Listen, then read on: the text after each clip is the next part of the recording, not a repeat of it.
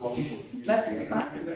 So we have our fourth lecture with Clovis Freire from UNCTAD. So thank you, Clovis. It's a pleasure to be here. Thank you, colleagues, and thank you very much, Unicamp, for the invitation to be part of this school. It's a pleasure to be here. I will try to speak instead of being seated.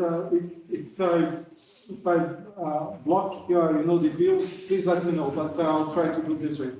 So the idea of this lecture is about economic diversification for more complex and sustainable production. So I'll be discussing, this morning we heard about the context. I will go a little bit about it, but perhaps I'll be a little bit quicker this time because I think we already have quite a lot of the context. But the idea of this lecture is also to go a little bit over methodology and quantitative methods, and perhaps one way to analyze information and how can we derive policy options out of that. Okay, so just a little bit my introduction about myself. I'm Brazilian, but I've been working with the United Nations for the past 20 years. I'm now with UNCTAD in Geneva for the past 5 years. I'm in the division of international trade and commodities, and I'm leading this section on research and analysis on commodities. But for the past 5 years, I was leading another group on the technology and innovation. So a lot of what I'll be discussing today comes from reports from the UNCTAD. I list some here that I believe are very important, things that I'm bringing, some of the context. So the Technology Innovation Report 2021 that was analyzing the relationship between frontier technologies and inequalities. The 2023 report that deals with green windows of opportunities. I think we have discussed that quite a lot. The Commodities and Development Report of 2021 that deals with how commodity-dependent countries can escape of the status of commodity dependence using technology.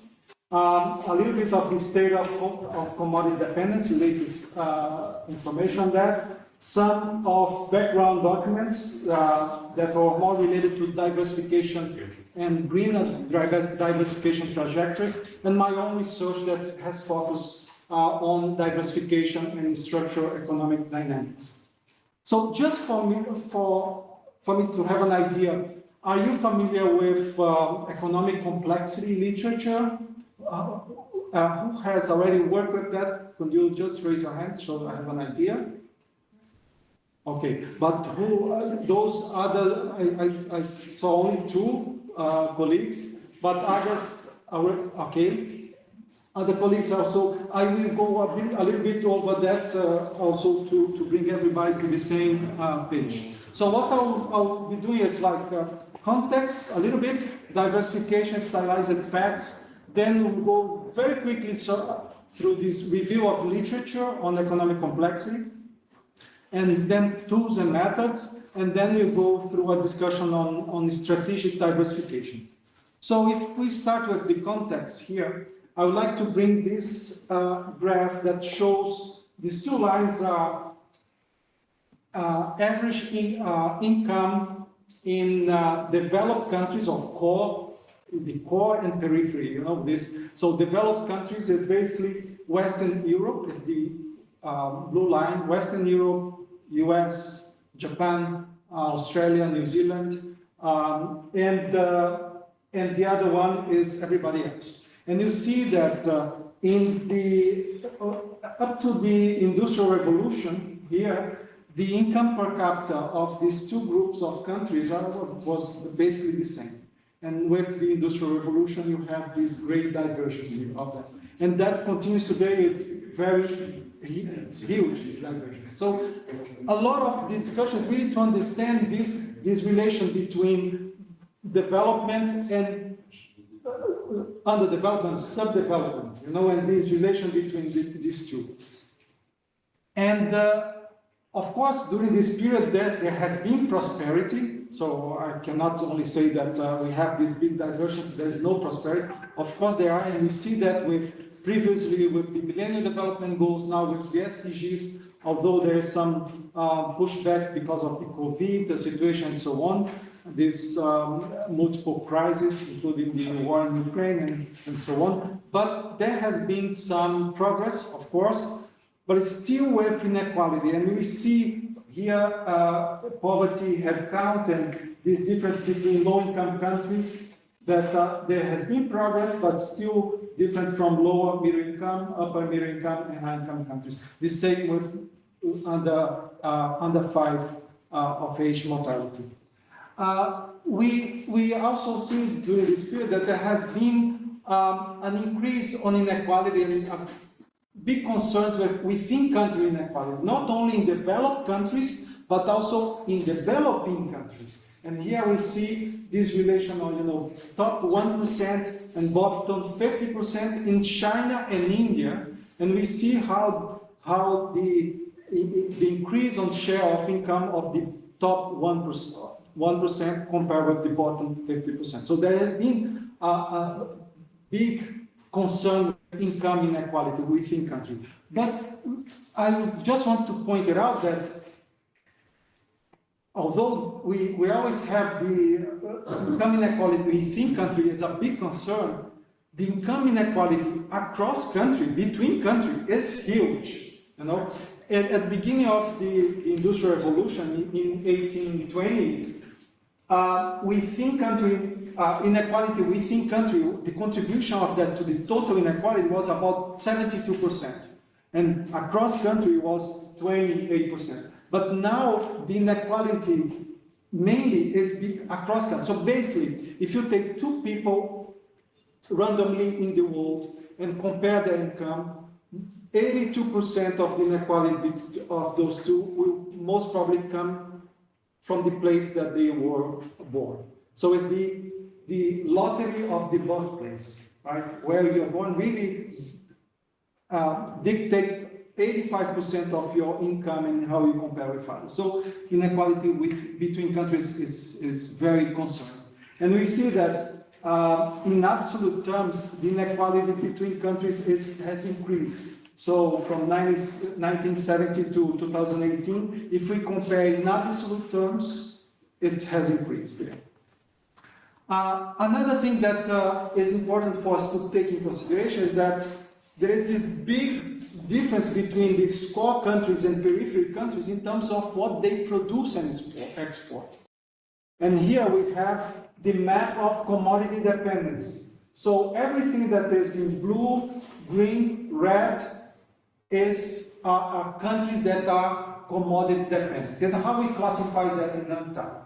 Those are countries that over 60% of their exports are commodities, either minerals, food, or energy. Okay? So basically, you see that if you take US and Canada and Europe out, and you take India and China out, and Japan, Malaysia and Indonesia, all the rest are commodity dependent. So commodity dependence is very prevalent, right?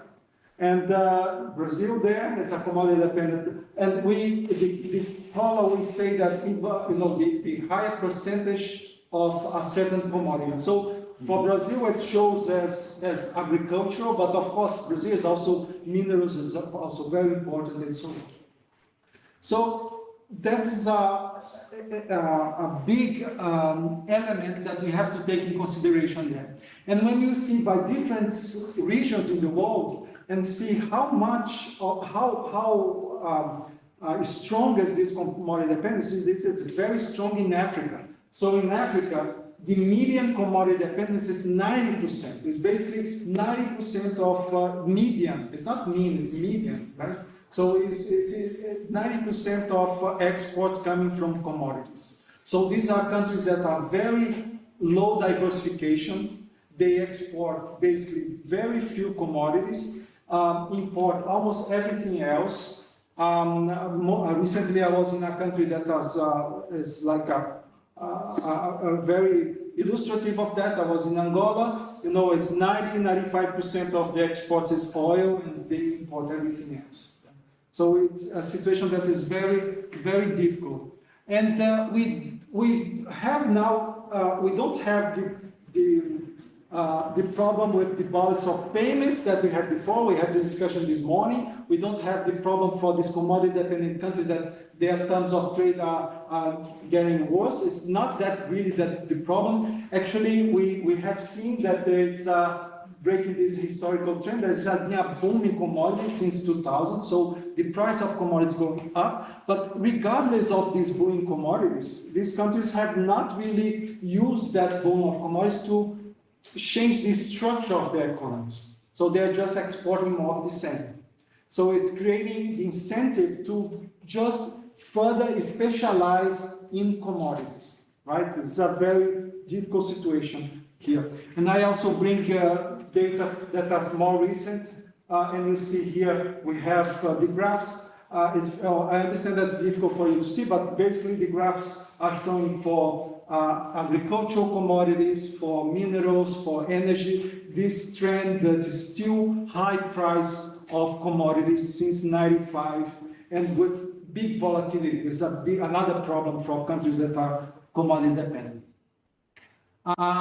This is not a new situation, this boom in commodities. Actually, this graph shows the share of world GDP since the initial of the Industrial Revolution, 1820, let's say, until recently. And we have, again, the core countries, we have the periphery, and we have China there. And we see that at the beginning, you know, at the time of the outset of the Industrial Revolution, China had a big share of the world GDP, right?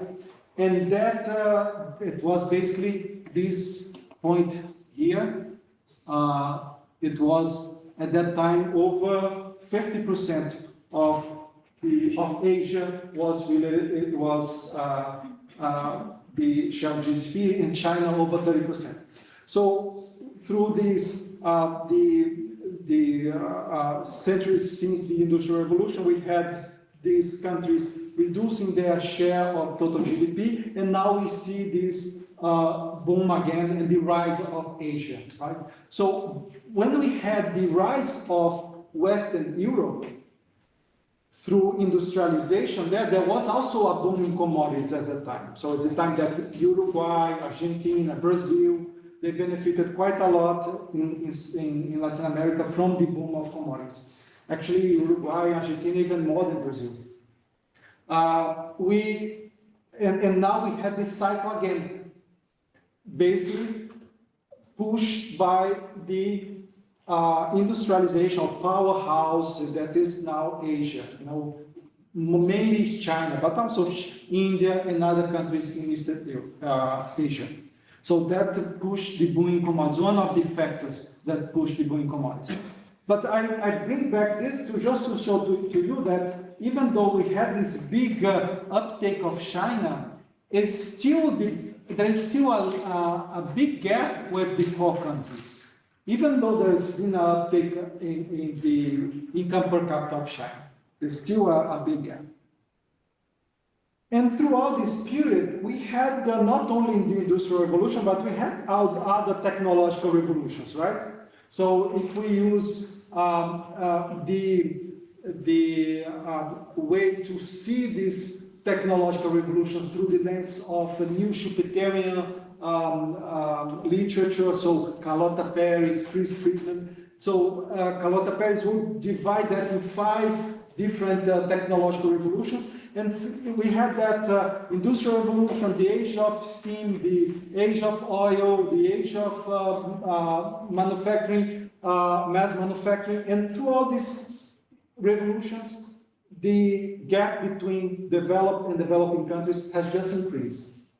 So this push for technological revolutions have not helped these countries to benefit. Although some countries in Asia, as we know, in the 70s, they were able to catch up through innovation, imitation as well. And now we are going through a new technological revolution, like in the World Economic Forum, we call it Industry 4.0, right? And we have several technologies associated with this new technological revolution, let's say, so from AI to Internet of Things, and blockchain and so on, including the green technology that we can bring here, green hydrogen, solar, wind, and so on. And some estimate shows that these technologies already represent like $1.5 trillion and may go to 9.5 trillion in 2030.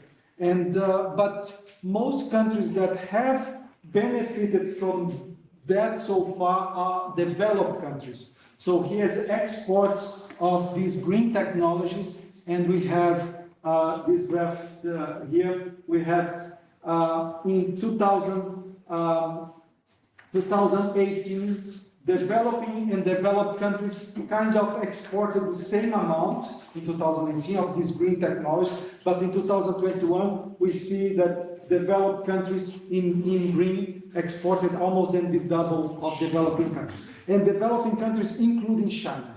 So this big uptake. Of course, in terms of publications and R&D, China is a big hole there, together with the US. They represent from 30 to 60% of patents and publications on these frontier technologies. We also, in UNCTAD, we have an index of readiness for use these frontier technologies, where we take a look on information communication technology infrastructure, R&D, on industrial capabilities, finance, and so on. And when we do take a look on that, we see that the developed countries is still at the top of the list there. The challenge for many developing countries, and we try to bring here, is that in this graph we show the high skill and technology intensive manufacturing exports and the skills, high skill employment. And we see that to use this new technology, Industry 4.0 technologies like AI and so on, countries that have a high share of high technology manufacturing and also high skills, they would be better positioned. And we have countries there like Switzerland, Korea, Singapore, and so on. But majority of countries are located here in the low opportunities and low skills. So it's a big problem for developing countries. They don't have many skills, nor they have the highest technology sectors there. It's important for us to also understand if it is a new paradigm or not. You know, this is Industry 4.0 is the continuation of the age of ICT, or is something totally new. You know, the World Economic Forum will call it as a new technological revolution. If you talk with Alcorta Paris, she will say that is the continuation of the age of ICT. She doesn't see that as a new technological revolution. It's interesting to understand that, particularly if you have a point of view of this new Schumpeterian point of view, because the impact on inequality depends on where you are in this cycle of the revolution. If you are in the mature phase of the technological revolution, so technological revolutions, you can see them as having an initial phase that will come up, where finance is putting a lot of money on these new things, like finance going to new technologies, you know, the financial sector pushing the new development there, until the point that the financial sector goes ahead of the actual economy, the proper production economy, and then you will end up in a casino economy, and you will maybe end up with a boom and a bust. And after that, you have a mature phase where that was experienced from the past, where governments may enact policies to try to deal with the problems that came up through the installation phase of the technological revolution. So in the mature phase, we may have like a golden age. In that phase, the issues related to inequality are related to concerns because you may have a concentration of wealth in fewer hands, like this big tech, for example, is one concern. You may have promises that people may see technology as solving quite a lot of problems, and they understand that it's not only good things, you also have the potential negative impact, so you have inequalities coming of that. So this is when you have the mature phase. The installation phase, the inequalities are different. So you may have sectors that use the new technology going much further ahead than other sectors. You have the potential for creating big gaps within countries because of that. But in all cases in the past where countries were able to catch up, they were able to catch up in the installation phase of a new technological revolution. So you never see catch up during the mature phase. So for example, when the United States and Germany were able to catch up with the UK, in the late 1800s and by the early 1900s were able to surpass the UK, they did that at the installation phase of mass manufacturing. When the countries in Asia were able to catch up, Thailand, Malaysia, Singapore, they did at the beginning of the age of ICT, in the 1970s, 80s.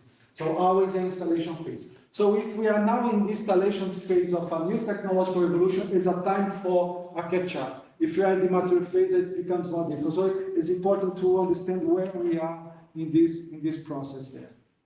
And also this way that these waves of technological revolutions they show up, this is how it happens in developed countries, in the core countries of these technologies, where changes in technology and adoption of technology in the production sectors and change in consumption behavior and change in institutions, they always happen side by side. It's a co-evolution of those things happening. In developing countries, it's different. These technological revolutions, they come to developing countries out of phase and delayed.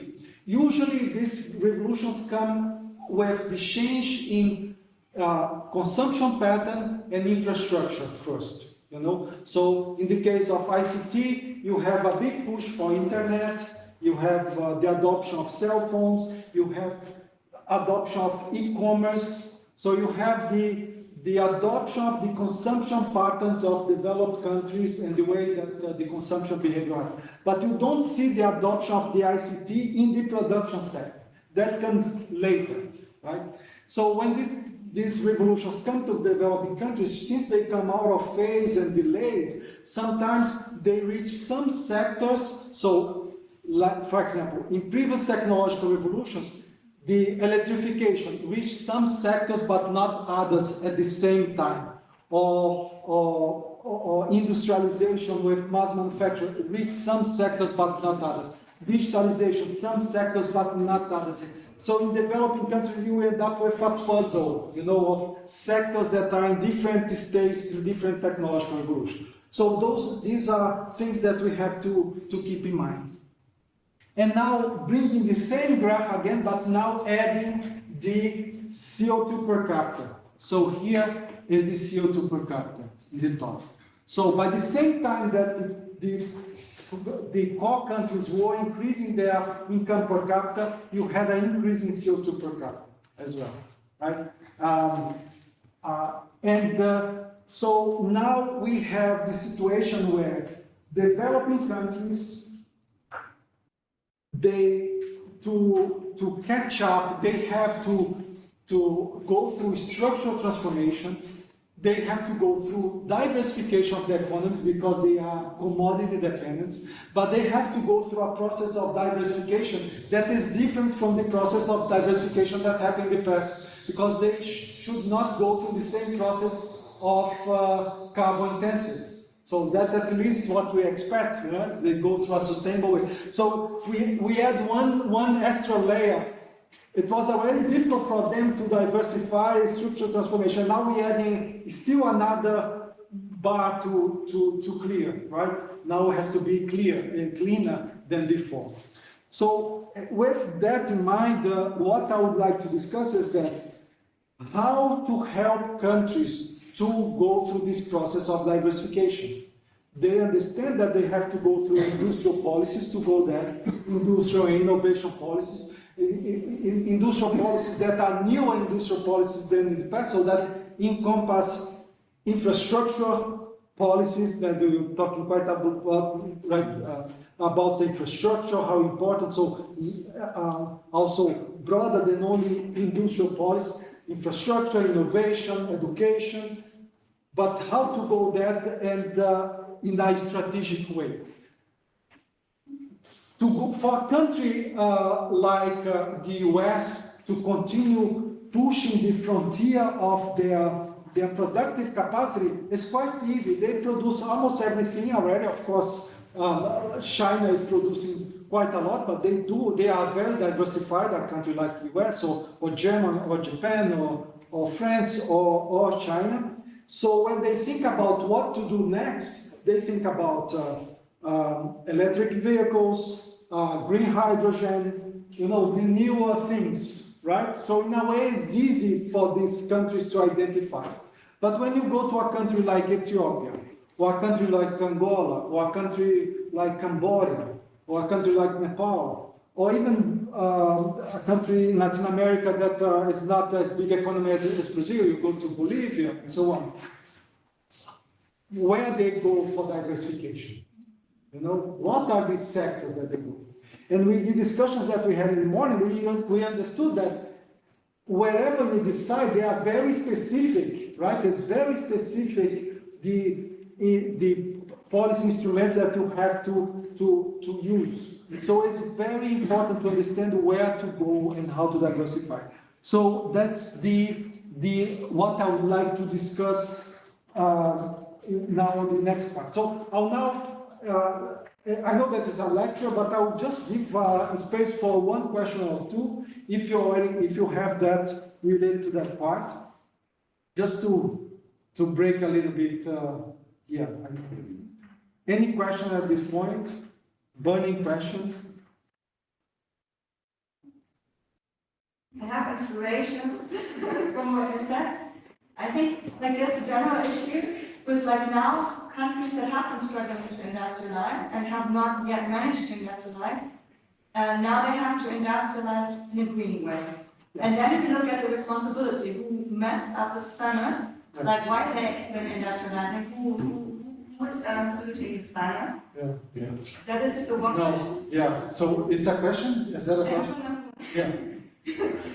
Diversification, but to which markets should countries sell these products? Yeah, that's an important That's thing. another question. Yeah. So I start with that. That's critical. The strategic that I'm talking about is strategic. I'm talking about strategic not only to select sectors in terms of how capable are you going there or how important they would be for the further diversification of the economy, but also strategically what are the markets for this sector. There is no point to diversify to something that the demand in the international market is going down, right? Or will be phased out very soon because of technological change and so on. So you have to really have this strategic way of view. And the other question is,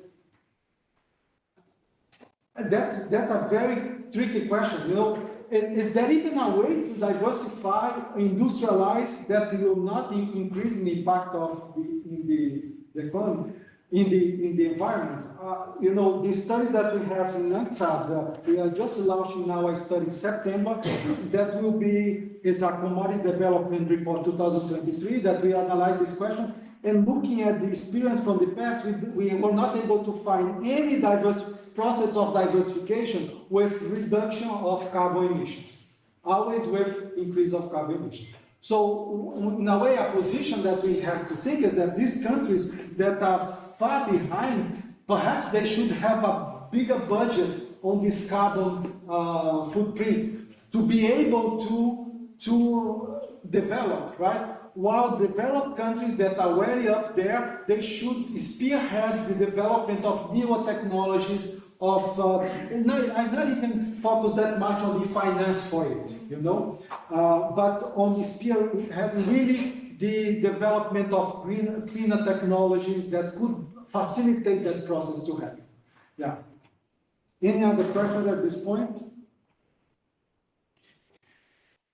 Yes. I think there is a great similarity between what you are proposing and self-Furtado's views Yes. of technological transfer based on consumption, social consumption patterns and changes in infrastructure related with Yes. exports of commodities. Yes. Actually, Celso Furtado, he used to call this process of adopting only the consumption patterns as modernization, but not development. Right? It's very, very telling of the subdevelopment because you have the modernization, but you don't have the development. And we see that happening today in the whole world. In the world, we see a big push and a big support of developed countries for e-commerce in the developing world. Right? So big programs supporting e-commerce, and we go to countries and see what are the laws that they have and what they should change to facilitate e-commerce. That is great. They will buy from whom? Right? They will buy from abroad.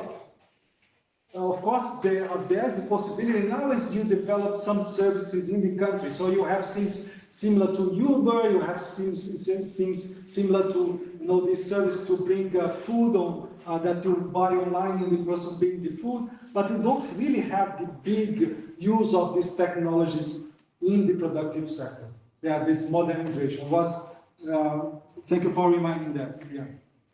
So if we think about now diversification, we'd like to make the case to you the importance of diversification for countries. So when we talk about new industrial policy, when we talk about green, the green windows of opportunity, when we talk about taking advantage of critical minerals and added values, this and that, I want really what we are pushing in terms of message from UNCTAD is to not forget the old issues of the need for diversification, the need for countries to diversify.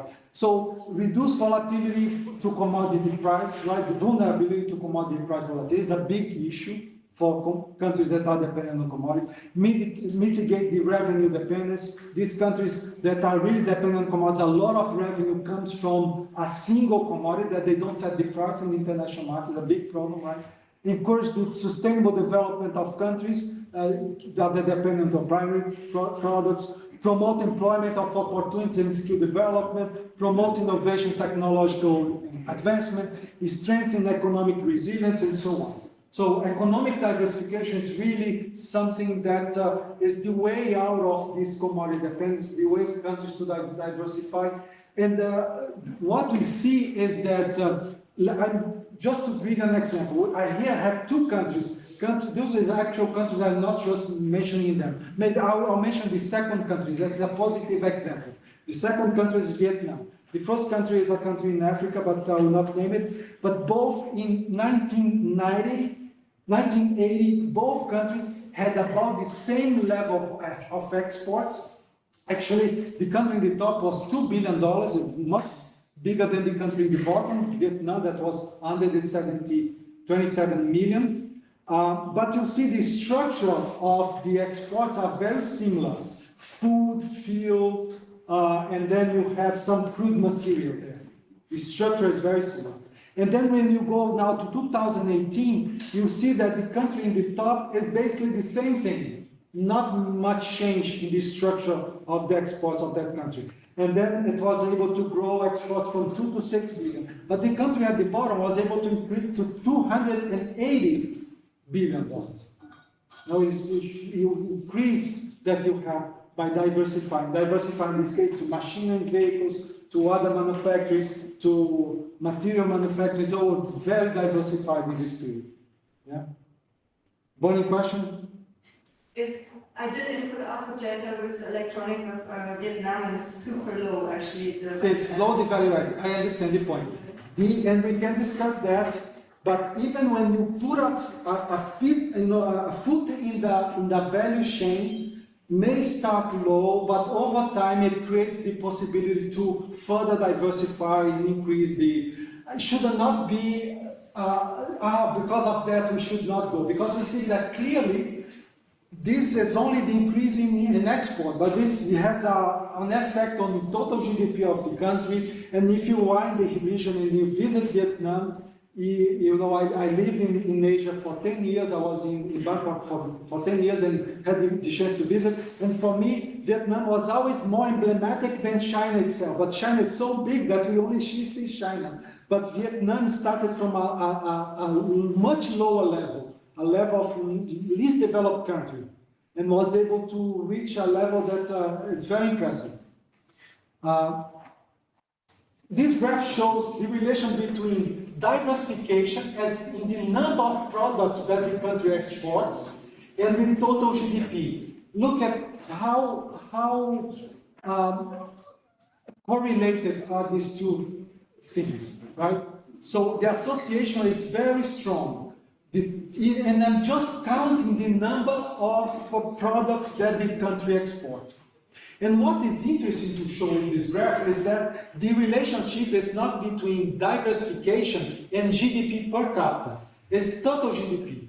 Why is that important? Is that because for a small country, you don't need to be as diversified as the US to have the income per capita of the US. You just need to diversify to a point that in per capita terms, your GDP per capita is higher. The relationship is with the total GDP, it's not with the GDP per capita. Okay? So that's a good news for countries with smaller populations. It's not a good news for Bangladesh, Indonesia, India, China. That shows that or Brazil in this case, because we have big population, and shows that we really have to diversify our economy quite a lot to have this relationship pushing us to a GDP per capita to a level that will be high. But that's an important stylized fact, diversification related to GDP per capita. Another one is that as economies diversify, so here at the bottom is diversification. And in the vertical axis, what I have is the number of countries that export the similar basket of products. So it's how common is the basket of products, or how ubiquitous is the product. So we see that as countries diversify, it has reduced the competition in the international market. Few other countries can produce the same basket of products. And that association is very strong, as you can see here. So basically, you don't have any country that is diversified with a common production. There is no country in this upper quadrant here, and you don't have any country that is low diversification, but with low competition. We just have, as countries diversify, they reduce the competition in the international market.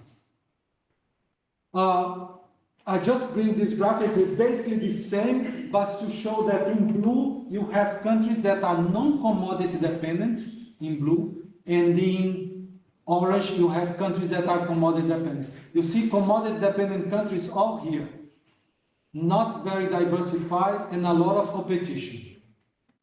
It's very clear, this distinction between commodity dependent and non-commodity dependent is quite terrible.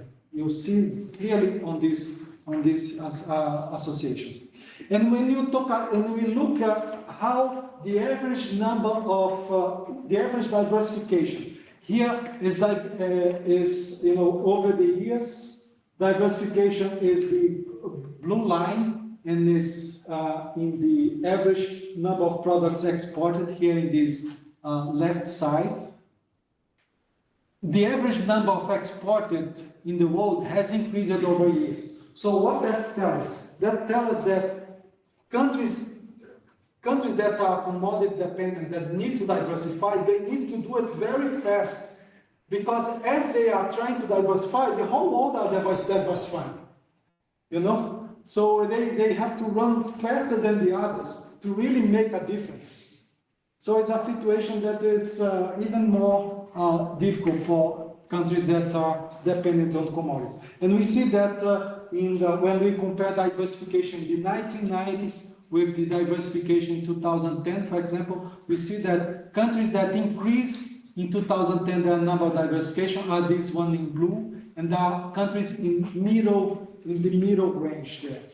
Low-income countries and countries that are low diversification, they even get worse compared with the world average. So they get further behind. And this is just to show Vietnam as a case. This is diversification of Vietnam in red, so it's diversified, increasing diversification, and in blue it's the average number of countries that can produce the same set of products and going down. So Vietnam was diversifying economy and become less, the competition in international markets become less, let's say.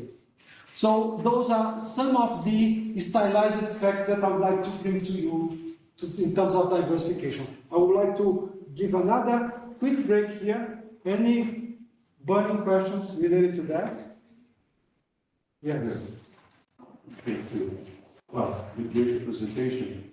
But, what you're saying is that diversification is the other name of development. So that, why is it that some countries could make a strategy of diversification in others don't? For instance, want to change your specialization in one commodity or something more sophisticated, you have a kind of sunk costs that has to be financed or from abroad. As in the case of Vietnam, there's a lot of multinational that came about. Yeah. So, but what is it? Vietnam, not in Nepal. Maybe a lot of local circumstances, political circumstances that cannot be generalized and all that. So I think that is the most important thing for countries, developed countries, is in order how to diversify, how to achieve this kind of strategy. Exactly. That is very more difficult than just to follow the rate of profits. Exactly. The corporations. Exactly. Now, I'm now open to another question, but just to quickly reply to this, totally agree. I think that, when I was starting this research, I was in the Economic Commission for Asia and the Pacific in Bangkok, and going to countries and talk about the importance of diversification. Government officials come to me at the end and say, Clovis, great, we know that, it's great to see that. Okay, what now? What to do? What are the policy instruments? What are the sectors? And that's what I would argue that the economic complexity literature can give us some hints on that. But the political economy is critical. That's, I just want to make the point here. The political economy is critical because in the diversification, when you have a country that is commodity dependent, you have a lot of interest already on the status quo of these commodities. Yeah. So you have a very strong group that will advocate for the status quo, right? For more of the same. Diversification is a new sector in the country. You have no one to advocate for the new sector because it doesn't exist yet. So it's a very big problem for the political economy. You have to have the government or the really a state, the developmental state, a state, not only a government, but state that would advocate for a vision of the future. That I want to go there, but to go there, I will have to develop these sectors over time. You have to get that. To have that political economy right. Right? Another question there. Yes, so I will try to make it brief, but I first would like to make a point that explains the question. So there is, for instance, a paper in the Cambridge Journal of Economics that is called Participation in Global Value Chains and Varieties of Development Finance. In that paper, basically, they divided countries into three, one are all the countries that are still highly commodity dependent. Then you have the countries that received the effect of global value chains, and then you have poor countries. And it's not that they decided that they wanted to split them in that way, but their analysis, they did a principal component analysis and clustering, resulted in these three groups. And when you What is the second group, sorry? so it's commodity countries, countries that receive the global value chain, so China, Vietnam, and Okay, all right. yeah, so Malaysia. China, Costa Rica, Czech Republic, Estonia, Finland, Croatia, Hungary, India, Ireland, South Korea, Luxembourg, Mexico, Malaysia, Poland, Romania, Slovakia, Slovenia, Thailand, Tunisia, Vietnam, and South Africa. Right. And then you have the poor countries, the other group. Yeah. And what they find is basically that those that have profit from global value chains are governments, that both in terms of the social and the economic variables, so the social benefits of joining global value chains, and in terms of the economic value driven from global value chains, all the countries that I read the list a second before, so Vietnam included, were kind of being not only not favored, but actually their situation, in some cases, even got worse because of participating in global value chains. I definitely agree on the point of diversification, but I would be way more cautious when it comes to saying things like Vietnam. Look at Vietnam as a specific example, because Vietnam, part of the effect is China's decoupling with the world. And not only decoupling because of political reasons, but also the fact that real wages in China are higher, and therefore part of all the manufacturing that was taking place in China is not taking place in Vietnam, which before already employed the Vietnamese, but instead of moving the people, now they move the factories.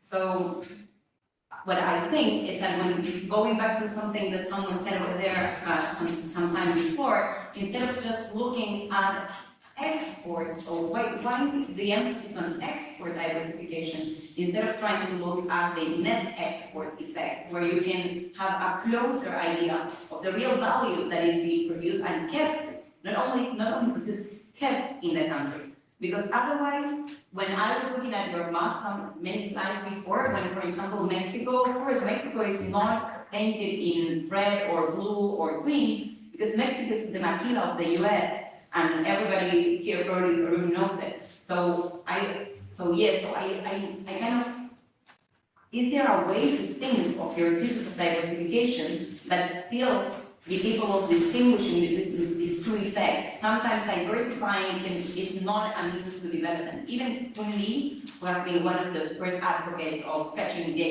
up, which I think is highly invisible in the whole Latin America, but that's another discussion. He even now says that to catch up, what you need to do is actually join, but then leave the global value chain and then join it again when you're stronger. Yeah. So I wanted to hear more about your thoughts about all this in relation to the thesis of diversification, which again, I do agree. It's not that I'm advocating for Latin America to remain a commodity-based region. And then the second part is the feasibility of all this. And if we go back, Celso Furtado was mentioned before, but if we go back to dependency theory, and the fact that it's not that there is a lack of political will, there is the fact that our different presidents, at least from the progressive sides, have not seen the need to generate a structural change, call it diversification, but instead it's not visible, it's not happening, and part of the reasons are the external constraints. So the second part of my question is about the feasibility. No, so thank you for this question. So the first one. So let me then qualify my statements. Maybe I'm overusing Vietnam, but let's compare with what, right? So when I compare Vietnam with countries that were similar to Vietnam 25, 30 years ago, that were least developed countries in Asia and in Africa, it's clearly much better than before. When I compare this way, it has been an improvement, right? So is the way to go? No, I'm not telling that, right? It was able to take all the advantage from the global value chains, and of course not. You know, the main value of the global value chains will be on the R&D, on the so it will be on the core of the one that set the value chain. But compare with countries that were not able to diversify, they are better off. So I just want to qualify that the diversification is still basically the way to reduce this commodity dependence, to increase job creation, to increase the opportunities for export and growth. How to go about that process if joining global value chains, which value chains, how to go about that, that is exactly what I believe that, and I would argue that some of these tools, like these methods like economic complexity, can help us to think about this problem, okay? So, and because they would be able to give us some hints on differentiate production and go very deep on the value chain, on exactly what is being produced and see what is the technological component that goes into the production of that. So that's what I will argue. So how to go about that? And for sure we'll have case by case, the country will be case by case. Political economy is very important, but I would argue that you need to have some kind of strategy, at least on knowing what it is that you want to do. Because each sector or if the country decides, actually we had this comment this morning, we have to, I think it was Gary to say, we have to decide what is the new Embraer, right? I think it was Gary to say, we have to see what is the new Embraer, right? So, because whatever you decide next, it requires a very specific set of policies to go about that. And that is, so the feasibility of that.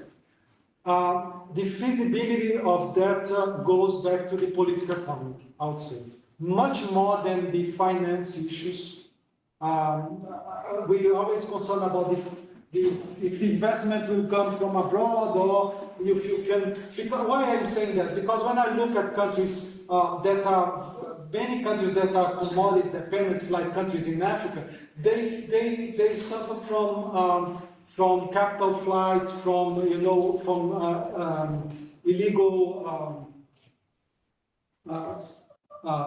flows of capital. So there's a lot of capital that actually goes out of the country instead of being invested in the country. So in that sense, the feasibility has to be a case-by-case situation for us to take a look. Yeah. What I'm trying to bring with this presentation is first to see the importance of diversification, how to go about, let's see if we can get some, I think we lost at least online, here we can see this one, but online I think we are not seeing the same thing.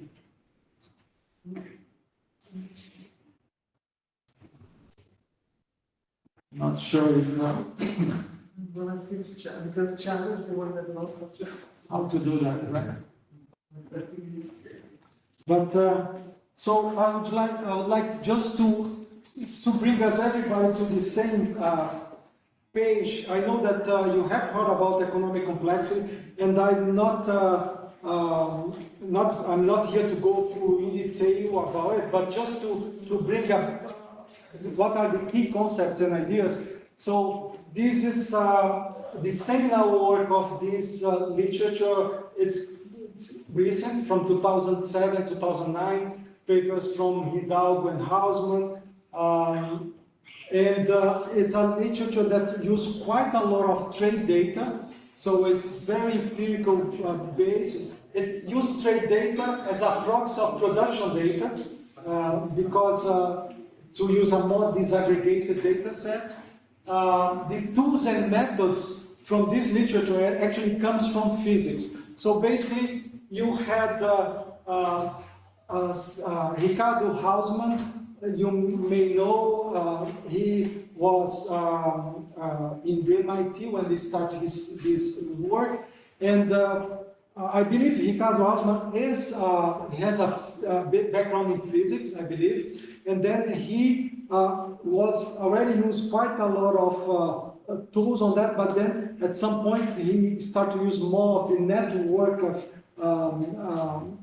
network tools and algorithms, and he got together with César Hidalgo that was doing his PhD at that time on that area, and some of their papers are very similar there. And the key idea is that products that country produce, they can tell us something about their productive capabilities. So when I look at something and I see that a country can produce a computer, by knowing that country can produce a computer, it can tell us a little bit about the capabilities. But then I have to take a look on that question, like what exactly of the computer is produced, right? So what components and in what area of it may be just like a maquila putting together. So you need to understand that and try to get that information from the trade data.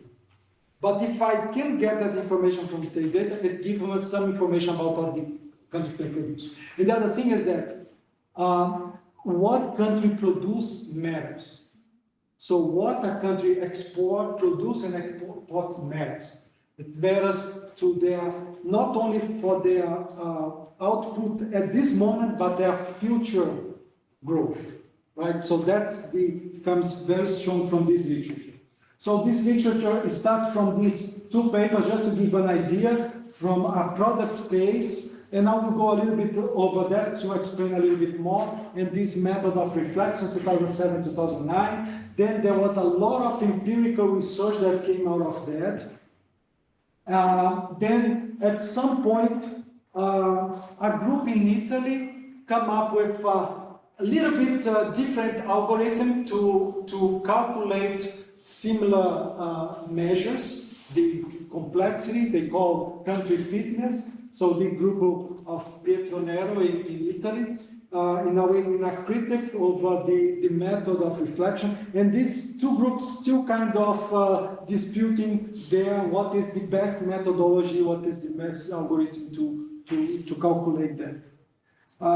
And then we have, I would like also to point that this literature has been developed quite a lot of this empirical use of trade data, using algorithms that come out of physics, but it's a little bit far from the theoretical ground of economics. So the models that they use to analyze things are coming from the physics.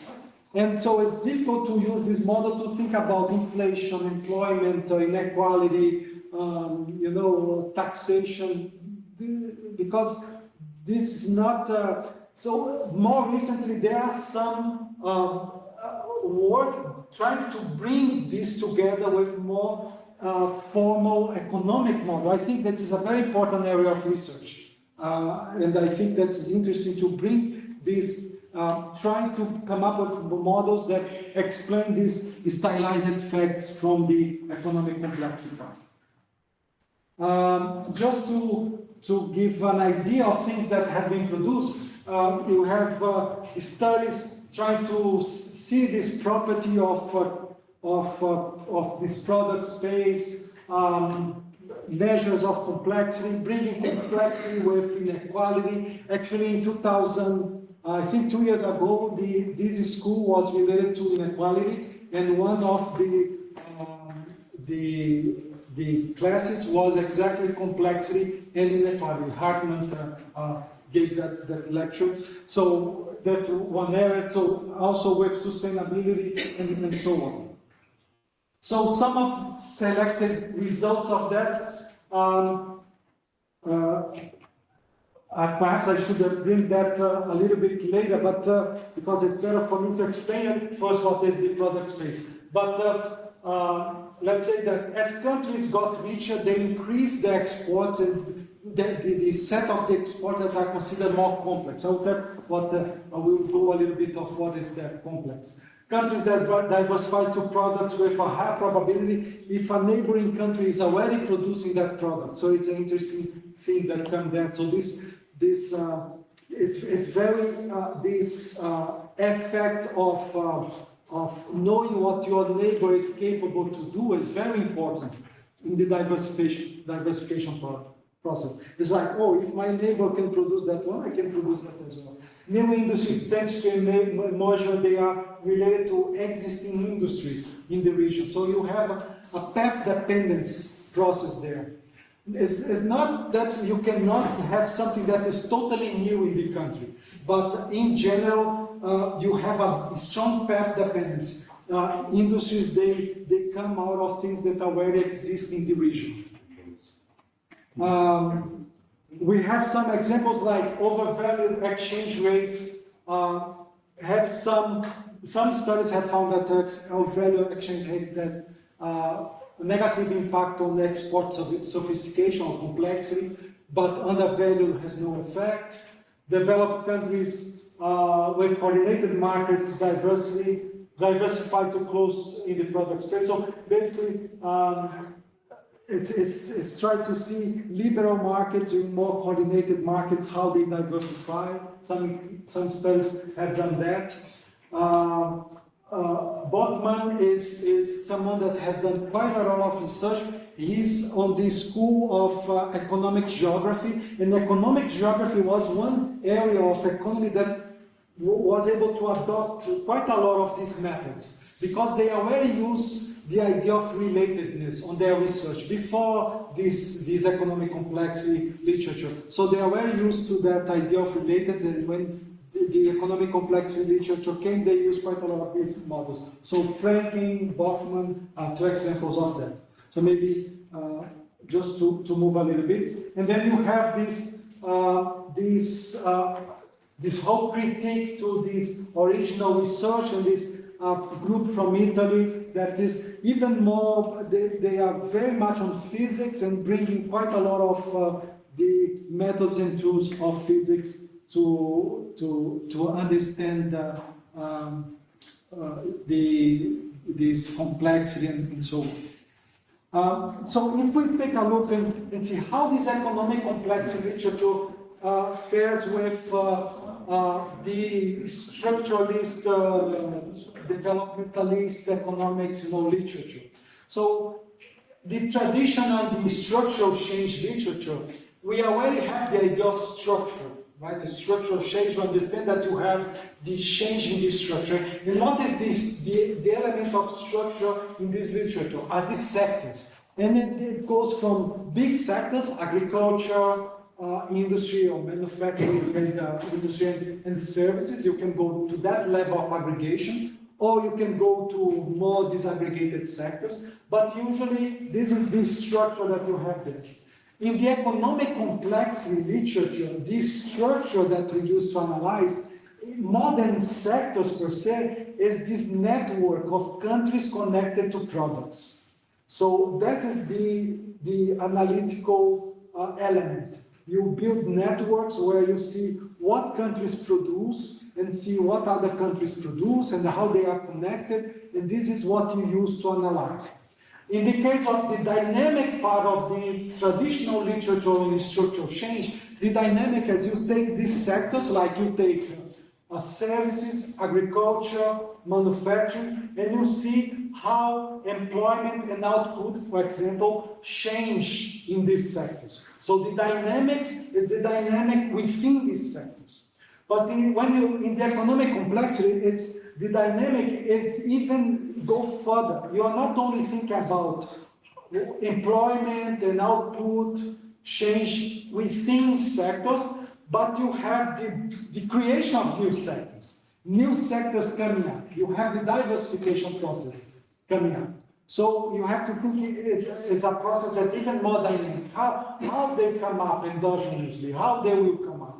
Why this sector came up in this country and not the other one. So this is the dynamic part of this process. But in relation to this more traditional thing on the structural change, there are many similarities in ideas. For example, the idea of capabilities. This is something that you already see in the literature, that you see from the literature on the structural change literature. The idea that specialization in some products result in higher growth, you have that.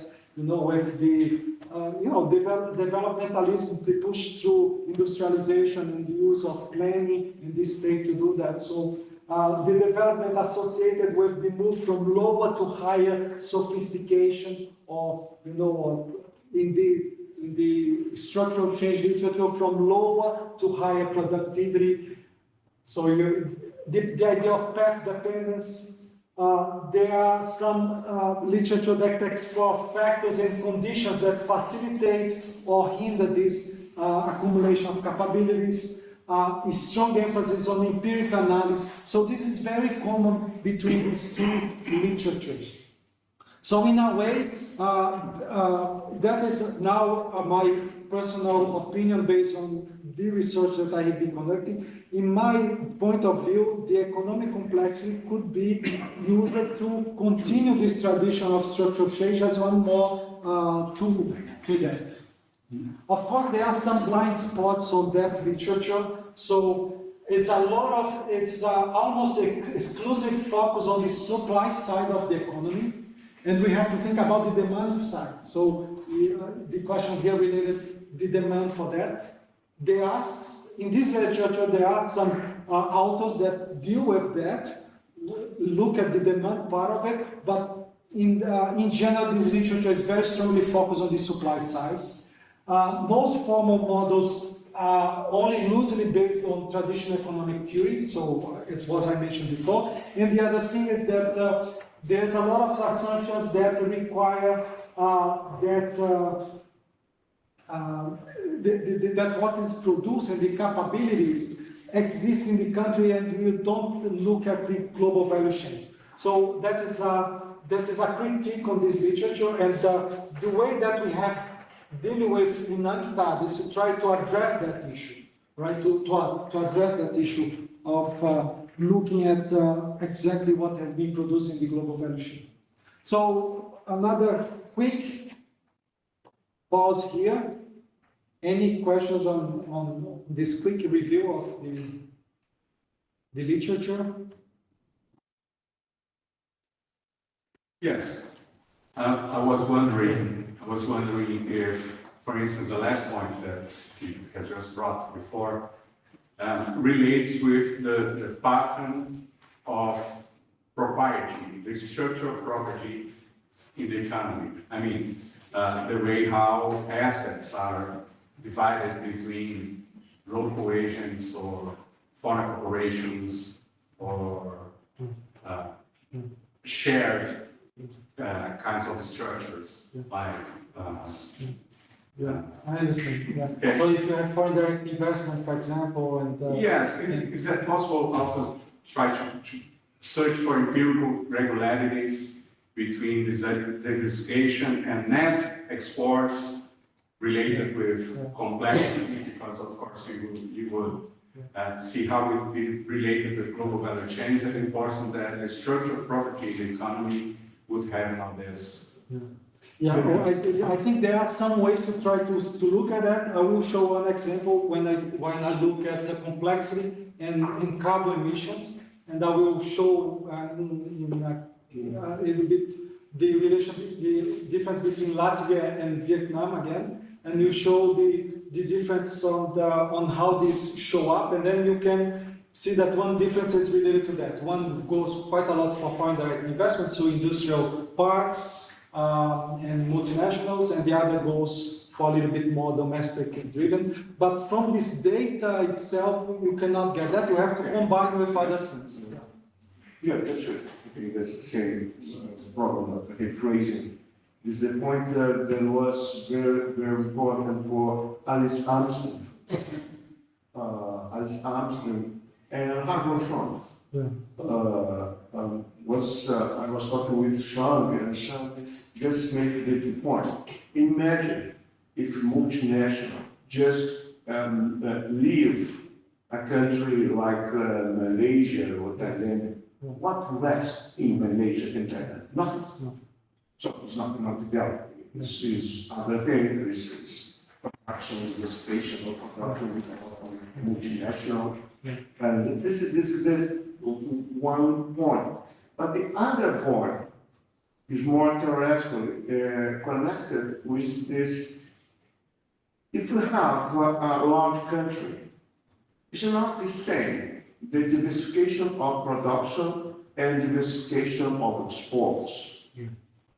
For instance, if a country that has a lot of natural resources and the major economy is just demanding this kind of commodity, we, for the statistical convenient, the conventional statistics, you say that the dependency in commodities just increases. But it's just a data, because it's not very meaningful.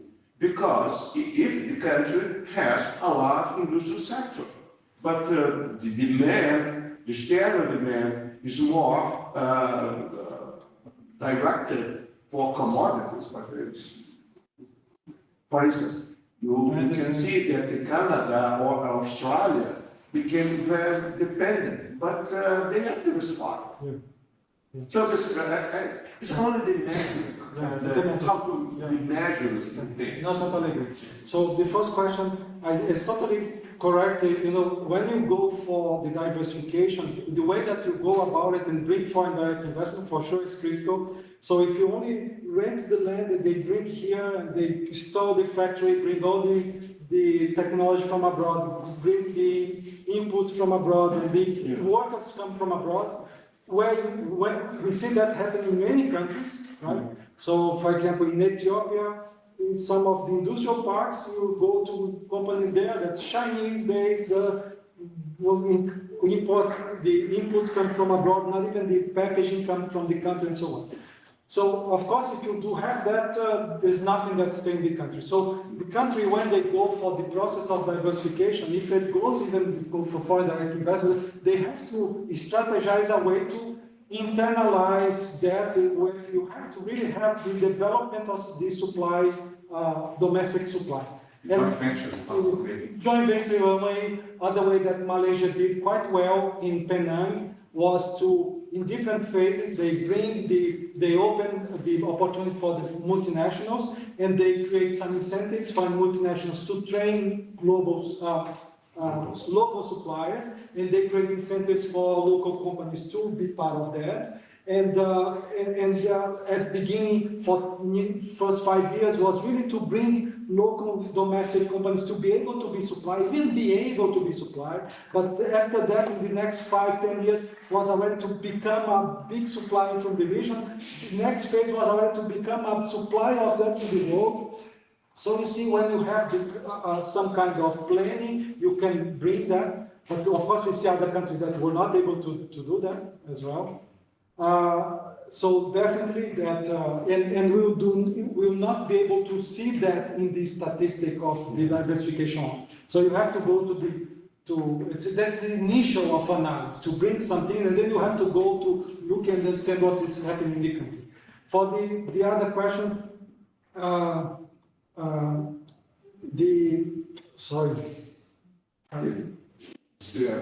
Connection between internal diversification and exports. Yeah. So, yeah, I agree with you, depends on the measure that you have. If you are only looking at the revealed comparative advantage, the big things that the country exports that are, the share of export is higher than the average share of other countries, few things will show up and you will not see that. But if you look at diversification in terms of whatever the country exports, regardless of the amount that it exports, I would say that for the experience that we have, the capacity to produce, it mimics quite well the capacity to export. Because even if you don't export to the US or UK, or EU, you may export to the neighboring country. And we see even that in many countries in Africa, like for example, whatever, let's say a country like Cameroon exports, it will export to the neighboring country, even if it doesn't export to the world. But so depending on the measure that you take in consideration, you'll be able to see the difference. Yeah. And when you look at it, you see that Canada is very diversified. and New Zealand is very diversified. You know, so when you see that, it is. Yeah.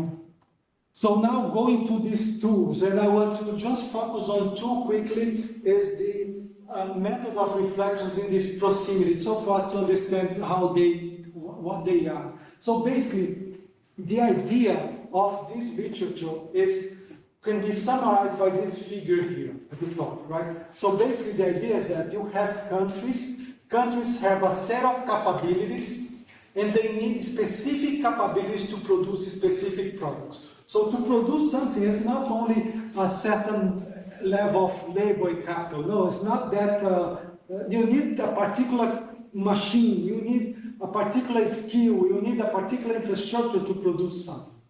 So whenever I'm talking about capabilities, it's in very general terms. Another way that we can call it could be technology, a means to an end. It could be an infrastructure.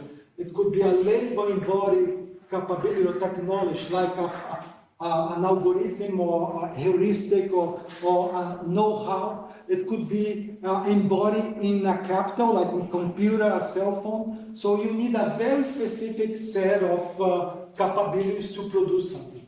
And the country will produce the things that it has the capability to produce. Those are the two assumptions that we have. So that you need very specific things, capabilities to produce a product. Countries have a set of capabilities, and they will produce the products that they have the capabilities to produce. So 3 assumptions. That's what we believe, but we don't see this, right? When I look at a computer, I cannot see the capabilities that it requires. What is the infrastructure, know-how, I cannot see.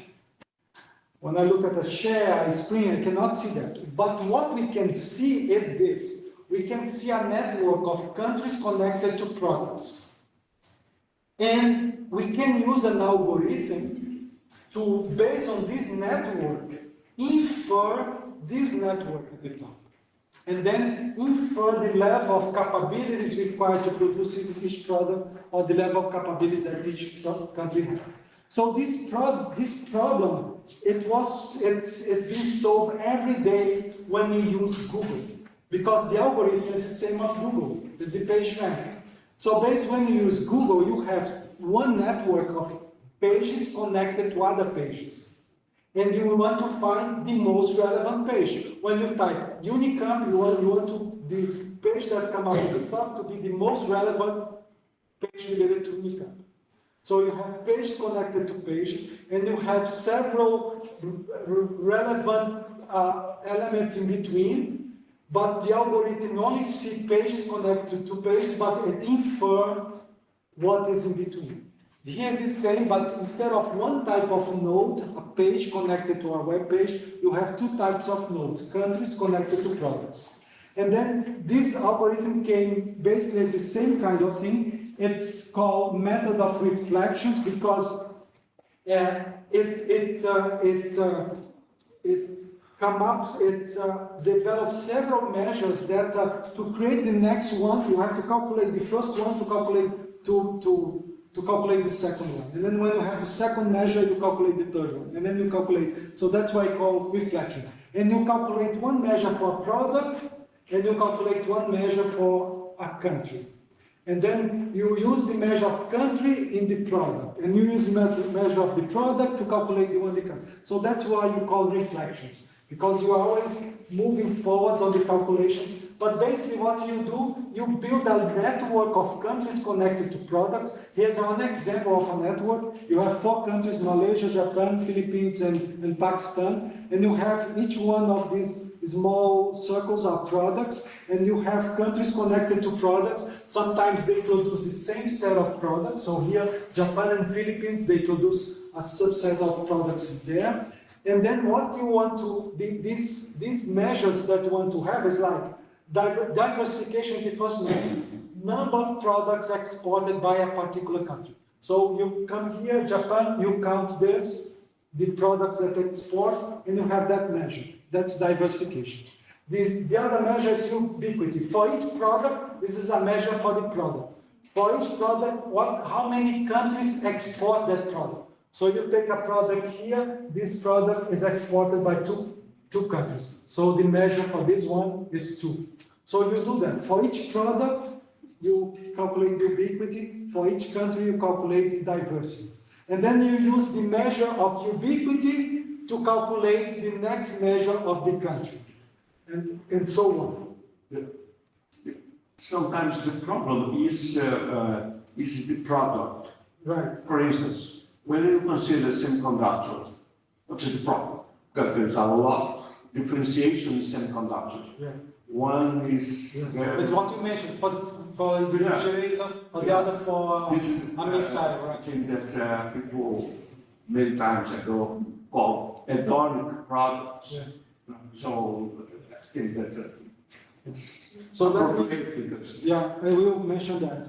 So this is for the first way now I would like to talk about the product space as the other method used. So the product space is this idea to link one product to the other with the assumption that if products are close together in this product space, means that they share some of the capabilities to be produced. So if they are close to each other, it's because some of the capabilities to produce. If computer is connected to cell phone, it's because some of the capabilities to produce a computer are required to produce a cell phone.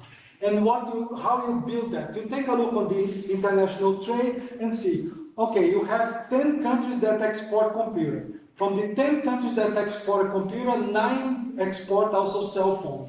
So 9 out of 10, they are quite a lot of countries export both, so they are connected.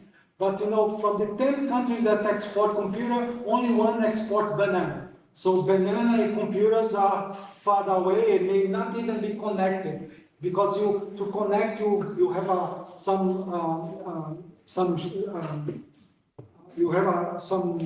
line to cut, like 60% of countries that export one also export the other, 40% and so on. So you connect the sectors that show up together in the exports. And then when you do that, that's another way to draw the product space. You can draw the product space in many ways, okay? So that's another way to do that. But wherever you do to draw the product space, you always come up with products that are in the center of the product space, meaning that once a country produces that, seems to be very probable that it can produce another product nearby. And you have products that are in the periphery here. And the products that are in the periphery are further away from other products.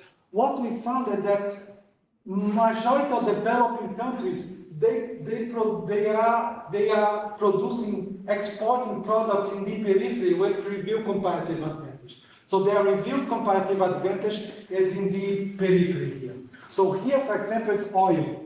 Very far, the bigger the circle is, the higher the amount in the export market. So oil is quite high, but very far away.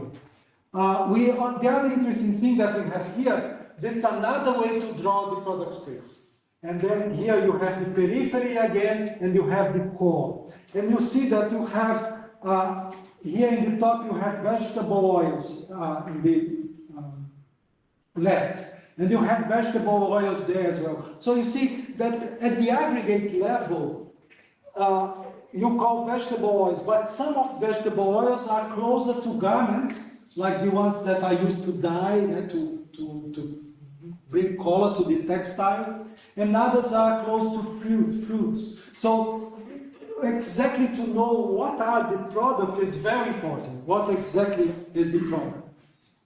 Another thing that is important to understand is that, this is the oil cluster, and here's the digital cluster, very far away.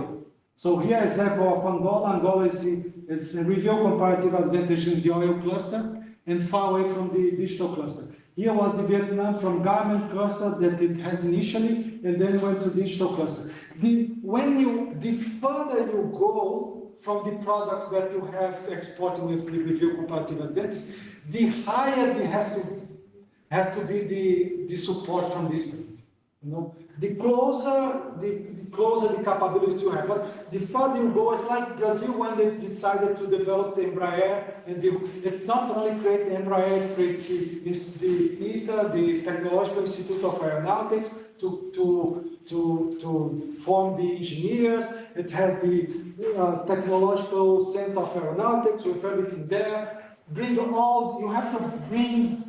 Well, that's what China does with finance. Whenever you go to China, they explain to you how they are pushing for green technology. For example, they kind of create 3 different banks. They have like 3 or 4 universities. So they bring all their money, and whatever works. And they bring in quite a. So the further away, the more you need there. And then what we have been doing over time is to change a little bit that methodology, because this methodology, as proposed by Hausmann and Hidalgo, they use the reviewed comparative advantage. Why they use the reviewed comparative advantage? Because when they take a look on trade data, even disaggregated trade data by 6 or 5 digit level, or disaggregation. This is very disaggregated. At 6-digit level, you have men's shirt, long sleeve made of cotton is different of men's shirt, long sleeve made of man-made fiber, for example, right? So even at that level, it was not possible to differentiate well from US, German, Japan, France, because they kind of produce and export quite a lot of these products. So to differentiate between these countries at the top, they use the review comparative advantage. What are the products that these countries export with a higher share than the international market, right? But when they do that, this measure is very volatile measure for smaller countries. So they always say, okay, we don't do this analysis for countries that has less than 10 million people, or GDP is lower than this, because this is a problem, and let's illustrate this with Cambodia. So Cambodia, this black one here is diversification when you take into consideration review comparative advantage. When the Khmer Rouge was entering Phnom Penh, so at the height of the Khmer Rouge, the diversification of Cambodia was the highest, because the export of Cambodia just dropped to almost 0, but the few products that Cambodia was still exporting to the countries there show up in the statistics as very high compared with the total export. So you end up with this situation, and then we see that with when you use this. Review comparative advantage, then you have the same thing for Greenland, for smaller economies, right? So, but in UNCTAD, in the UN, we are interested in the smaller countries, these developed countries, small island developing states, landlocked developing countries. So we were interested in that. So to do that, we stopped using the review comparative advantage. So we could not use that. So we look at what the country exports exactly. But to be able to do that, we have to increase the disaggregation of the data. So we further disaggregate the data by price range. So basically, we take a look, and for us, a men's shirt, long sleeve, made of cotton, that is sold in the international market from $1 to $5 is a different product of a men's shirt, long sleeve, made of cotton that is sold in the international market by $100 to $200, for example. Because to sell that shirt for $200, you may have to cut with laser, you may have to have branding, you have to have other capabilities to be able to produce and sell that in the international market by that price.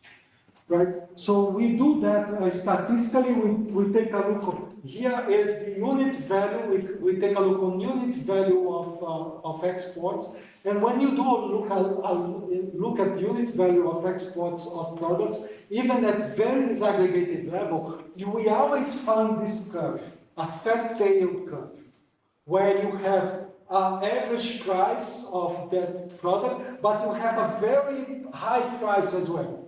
So we use some very simple statistic methods to break this curve in different segments, right? So first quartile, second quartile, third quartile, outliers, and first quartile of outliers, and so on. So we use the unit value to further disaggregate the unit price. So when we do that, we end up with about 44,000 products. 44,000 products. So it's very disaggregated. So that tells us that I can differentiate, for example, the low value product from a country, like say Vietnam, from a product from the same group, same value chain from Malaysia that has higher value.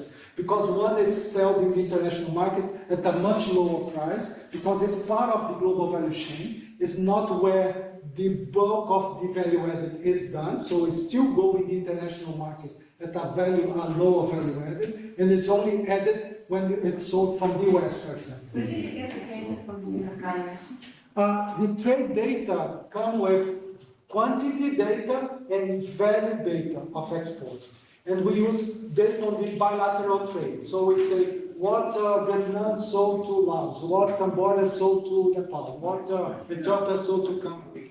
And we use the bilateral data, and we use the quantity and the value data to further differentiate. So with that, we can build a network of about 220 economies, because trade data is also not only country, it's economies. 220 economies and 44,000 products. So we make a big network to do this kind of analysis. Okay, and when we do that, we can calculate this measure of complexity of economies. And here we have 100 is the US, and here's the complexity of different countries: China, India, Turkey, Mexico, Vietnam, and they increase their complexity over time. Some developed countries have done the same as well. Here is the case of Brazil, has increased during the 2000 years. There's some increase, but then kind of stayed the same. These other countries in Latin America. Yeah, it's Mexico. Mexico is one here. Yeah. So look at this. Mexico seems very high. Surpassing now, yeah. But it's 35. It's like US is 100. It's like the complex is like 35 compared to. So still very far from what to be there. The other thing that we see is that we can build we can see the complexity of the country, but we also can see the complexity of the products. And then when we create these curves of what the country export, we always see that countries do not specialize in more complex products, for example. Even a country that is more complex produces things that are low complexity and things that are high complexity. So here we have different countries: Tuvalu, Ethiopia, Saudi Arabia, Brazil, and US. And here's this distribution of complexity of the products that they produce. And you see that there is a range there, right? So what the difference is that the US produce something that is more complex there, push it there. Over time, we also see that as economies develop, they push their distribution towards more complex products. So this distribution is becoming more complex.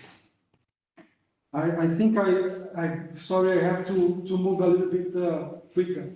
Countries that are already at the frontier, we see these bulges here. It's like they have a new set of products that are even more complex, they have more than expected there. Brazil, that's what happened in Brazil from 95 to 2019. So there was some change from 95 to 2000, actually not much, more from 2000 to 2010, was basically this curve to this one, but not much change from 2010 to 2019 in this distribution of complexity. The other thing that we see is that there is not when you take a look on the aggregate level, like you see live trees and other plants, or mineral fuels, apparel, or vehicles, are all these more complex? All vehicle industry is more complex now. When you take a look on the vehicle industry and all the elements that comes into vehicles, right? Vehicles very aggregated level, so all parts that goes into vehicles, you have things that are very low complexity and things that are very high complexity. So when you go for the strategy for diversification, you have to be very specific. What is the semiconductor that you want to do, right? Yeah. You can see here, differentiate them. You can differentiate them. But you have to be very specific, what is the one that you're talking about? Because some of them are not complex at all, some of them are very, very complex, and so on. And even when you take a look on value chain, like here we have 3 tiers of global value chain of auto industry. Greener is more complex. Red is less complex. You see that even in the global value chain, in the different tiers, you have things that are more complex, things that are less complex. So saying that I want to go into the global value chain of auto industry, yeah, but what exactly you want to do there? So there are things that are more complex, things that are low complexity. So maybe I have to just skip this one, but just to tell you about this, so then this strategic diversification, right? And to greener sectors. So what we have done recently in UNCTAD is to use that methodology to calculate this complexity of products very disaggregated for these economies, 44,000 products. But we also use the same methodology to try to infer the level of carbon emission associated with each product. So use the same kind of algorithms, but now bringing the carbon footprint of the country. What we are trying to do with that is to give us an idea. We are not saying that to produce this mouse, I will be emitting that level of carbon emission. But at least we'll be able to see which one of these 2 productions are usually associated with higher carbon footprint. To produce a glass, to produce a pen. Right? This we can see. And then we can put all the 44,000 products in a line and what is the carbon emission associated with each one of them.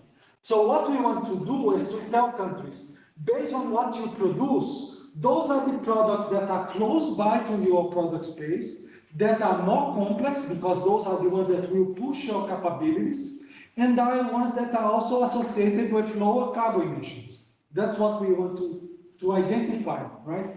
Unfortunately, complexity is very much associated with carbon emissions. So as you increase the complexity, that's what we find in this analysis. As you increase the complexity of the product, carbon emission associated with the product also increase. But there is a subset of products that are more complex and less carbon intensive than expected.